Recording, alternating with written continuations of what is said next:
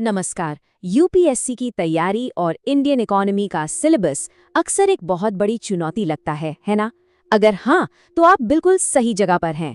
आज हम इसी मुश्किल से दिखने वाले विषय को एक बहुत ही सरल और साफ रोड मैप में बदल देंगे, ताकि तैयारी को सही दिशा मिल सके। सच कहूं तो जब कोई पहली बार इंडियन इकोनॉमी का सिलेबस देखता है तो ऐसा लगना बिल्कुल आम बात है कि अरे ये तो एक समंदर है जिसका कोई किनारा ही नहीं है। पर चिंता की कोई बात नहीं, ऐसा महसूस करने वाले आप अकेले नहीं हैं और हम इसी उलझन को सुलझाने के लिए यहाँ हैं। तो चलिए एक काम करते हैं, इस उलझे हुए कॉम्प्लेक्स से सिलेबस को ना एकदम साफ सुथरे स्ट्रेटेजिक मैप में बदलते हैं। एक ऐसा मैप जो सिर्फ रास्ता ना दिखाए बल्कि मंजिल तक पहुंचने का सबसे आसान तरीका भी बताए। अब इतने बड़े सिलेबस को एक साथ समझने की कोशिश करेंगे तो मुश्किल होगा, इसीलिए सबसे बेहतर तरीका है इसे आसान हिस्सों में तोड़ना। हम इस पूरे सिलेबस को 5 मुख्य क्षेत्रों या कह सकते हैं 5 टेरिटरीज में डिवाइड करेंगे। सोच लीजिए कि हम एक एक्सपेडिशन पर हैं और इन 5 इलाकों पर हमें फतह हासिल करनी है। तो ये हैं वो 5 कोर एरियाज। देखिए, ये सब आपस में कनेक्टेड हैं। अगर इन पांचों पर कमांड हासिल कर ली तो समझिए सिलेबस आपकी मुट्ठी में है।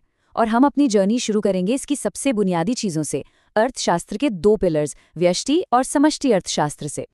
इन दोनों में फर्क समझने का एक बहुत ही आसान सा तरीका है जंगल और पेड़ की मिसाल। देखिए, व्यष्टि अर्थशास्त्र यानी माइक्रो इकोनॉमिक्स वो है जब हम एक एक पेड़ को देखते हैं, मतलब इंडिविजुअल चीजें, जैसे एक कंज्यूमर का बिहेवियर या एक खास प्रोडक्ट की कीमत।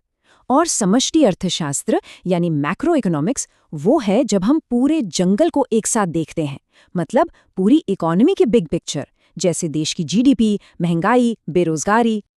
तो ठीक है, हमारे पास अब मैप आ गया है, पर मैप के साथ साथ रास्ता नेविगेट करने के लिए एक कंपास की भी तो जरूरत पड़ेगी।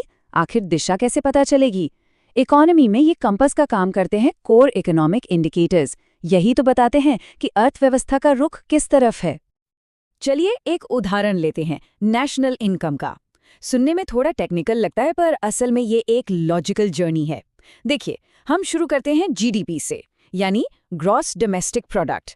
फिर उसमें से जब हम डेप्रिसिएशन यानी घिसावट निकाल देते हैं तो हमें मिलता है एनडीपी। फिर उसमें विदेशों से आई नेट इनकम एडजस्ट की तो बन गया एनएनपी।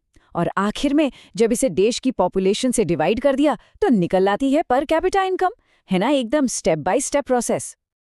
अच्छा, मैप हो गया, कंपास भी समझ आ गया।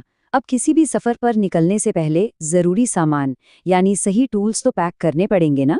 इस प्रिपरेशन की जर्नी के लिए हमारे टूल्स हैं हमारी स्टडी रिसोर्सेज। तो चलिए देखते हैं कि हमारे प्रिपरेशन टूलकिट में क्या क्या होना जरूरी है। देखिए, सबसे पहली और सबसे जरूरी चीज फाउंडेशन। किसी भी बड़ी इमारत के लिए नींव का मजबूत होना बहुत जरूरी है और हमारी तैयारी की नींव बनेगी एनसीईआरटी की किताबों से। क्लास 9 से लेकर 12 तक की इकोनॉमिक्स की टेक्स्ट बुक्स, इनको बिल्कुल भी इग्नोर नहीं करना है। यही पहला स्टेप है। एक बार जब आपकी नींव मतलब कॉन्सेप्ट्स एकदम क्लियर हो जाएं, तब वक्त आता है एडवांस लेवल की पढ़ाई का। इसके लिए स्टैंडर्ड रेफरेंस बुक्स हैं, जैसे कि रमेश सिंह या उमा कपिला। ये किताबें आपको सब्जेक्ट की गहराई में ले जाएंगी। मान लीजिए कि एनसीईआरटी आपको शहर का मेन मैप देती है और ये किताबें उस शहर की हर गली, हर नुक्कड़ की डिटेल बताती हैं। और इन सब के साथ एक चीज जो सबसे जरूरी है वो है करंट अपडेट्स। इकोनॉमी एक ऐसी चीज है जो हर दिन बदलती है।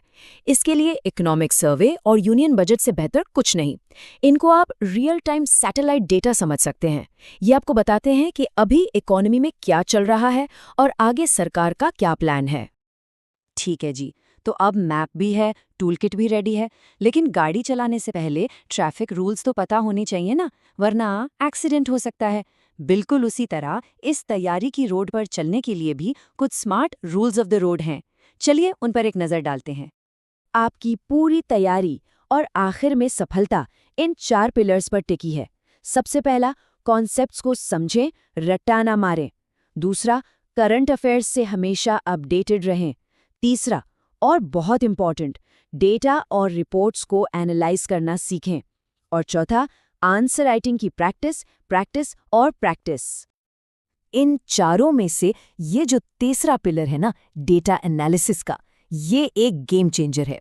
जब आप अपने आंसर्स में सरकारी डेटा, इकोनॉमिक सर्विस फिगर्स या रिपोर्ट्स का जिक्र करते हैं, तो आपका आंसर बाकी लोगों से अलग दिखता है। आपके आर्ग्यूमेंट्स में वजन आता है, क्रेडिबिलिटी बढ़ती है। इसे एक सिंपल एग्जाम्पल से समझते हैं। मान लीजिए आप मॉनेटरी पॉलिसी पर लिख रहे हैं, तो सिर्फ उसके बारे में लिखने के बजाय मेंशन कीजिए कि अभी इन्फ्लेशन रेट क्या चल रहा है। या अगर फिस्कल पॉलिसी की बात कर रहे हैं, तो बताइए कि जीडीपी ग्रोथ रेट पर सरकारी खर्च का क्या असर पड़ रहा है। बस यही करना है, पॉलिसी को डेटा से कनेक्ट करना है। तो हम अपनी इस चर्चा के आखिरी हिस्से में हैं। एक बात हमेशा याद रखिएगा, सही स्ट्रैटेजी, सही रिसोर्सेज और एक क्लियर रोड मैप के साथ इंडियन इकोनॉमी का सिलेबस बिल्कुल जीता जा सकता है। ये कोई ऐसी चीज नहीं है जिससे डरने की जरूरत है। पूरी बात का सार बस इतना सा है। सक्सेस का फॉर्मूला बहुत सिंपल है। पहले थ्योरी पर मजबूत पकड़, यानी एक सॉलिड फाउंडेशन, और फिर उस नॉलेज का रेगुलर एप्लीकेशन, मतलब प्रैक्टिस। इन दोनों को मिला दीजिए और रिजल्ट है एग्जाम में सक्सेस। तो ये रोड मैप अब आपके सामने है, हर रास्ता, हर टूल, सब कुछ क्लियर है।